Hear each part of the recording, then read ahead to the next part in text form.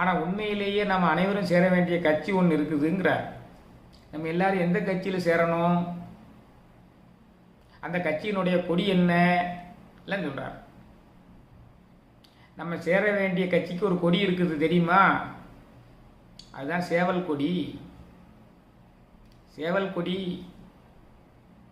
அந்த கட்சிக்குரிய கொடி சேவல் கொடி. அந்த கட்சிக்குரிய சின்னம் எது தெரியுமா? வேல். அந்த வேலையே நெஞ்சில் வரைந்து கொண்டிருங்களேன், அந்த சேவல் கொடியவே வணங்கி கொண்டிருங்களேன். அந்த சேவல் கொடியை பிடித்திருக்கக்கூடிய கையையும் அந்த வேலை கையில் பிடித்திருக்கக்கூடிய கையையும் பார்த்து வணங்கிக்கிட்டே இருங்களேன். அந்த வேலினுடைய அடிப்பகுதியில் இருக்கக்கூடிய அந்த காலை பார்த்து வணங்கிக்கிட்டே இருக்குங்களேன். அப்படியே சேவல் கொடியையும்